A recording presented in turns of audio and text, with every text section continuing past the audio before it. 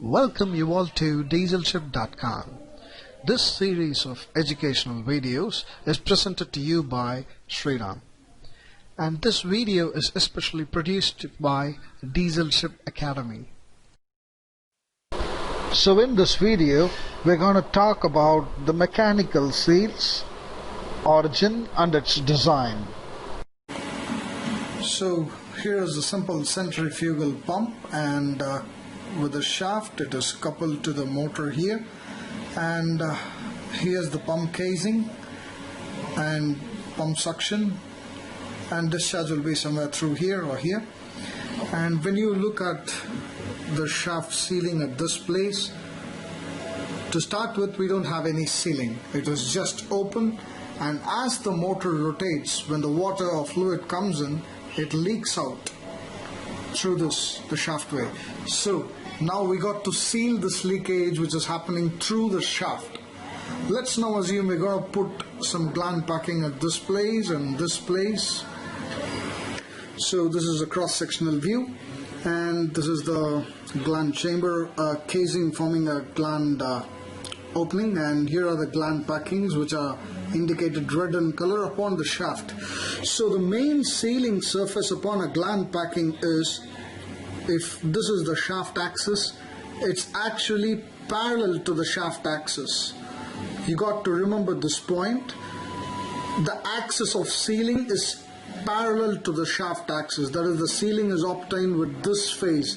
That is the friction between the gland packing and the shaft, which means when we over tighten it, the shaft is not going to rotate, or it's going to definitely wear down. Or if you're going to keep it too loose, there is definitely going to be water leakage through this passage. So this is the idea behind the gland packing. So the next improvement upon the sealing thing was like to have a collar on the shaft, and there is a projection. You can see that there is a collar on the shaft, and the casing meets that. So the sealing happens perpendicular to the axis. Instead of the gland packing having parallel to the axis, now what we got over here is the sealing phases over here. That is, it's perpendicular to the shaft axis. Now when I start the pump and the motor, there's a huge hell of a lot of smoke which is coming out here, as the shaft collar directly touches the pump casing, which means there's going to be huge friction and smoke comes out, and the pump stops immediately after starting, which is not going to rotate freely. So after this, the concept of mechanical seal emerged out. So now we know that the best way to seal is to have the sealing phases perpendicular to the axis of the shaft, which is this phase. So when the shaft collar and the pump casing alone are meant to contact or touch each other, there is huge amount of friction and wear which takes place with smoke, so that we got to renew the entire shaft and pump casing, which means it's expensive. For that, we have to have a separate ring arrangement or some other component which can be replaced if it wears. So we got to have a black part which is indicated here, which is rotating with the shaft, and the red part which is attached to the casing, which means the sealing phase is still perpendicular to the axis of the shaft, but however there is no direct touch between the shaft and pump casing, for which we have two substitute rings. One is rotating and one is stationary.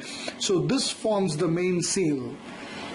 Now when I start the pump and rotate, the pump rotates, there is least amount of friction, but still the water leaks. Let's now see why the water leaks and how to rectify that, even though we have the sealing phases perpendicular to the shaft. So when we look at this type of arrangement, that is one rotating component with the shaft and other stationary component with the pump casing, the water still leaks. So to identify that, when we look closely, The water has two leak passages. One is through the shaft, that is this way, and other is through the pump casing this way. So one is this way along the shaft and along the casing. The water finds two channels. So in designing a mechanical seal, we got to understand that instead of having the perpendicular axis, that is the sealing face perpendicular to the axis of the shaft, along with this sealing face we got to have two more. That is either one of the O-rings here, which prevents the leakage through the shaft, and one O-ring here, so that it prevents leakage along the pump casing. So in a mechanical seal we have three sealing surfaces, that is 1, 2, the perpendicular one, and the third one is along the pump casing. So that with this we complete the need or the primary design of a mechanical seal.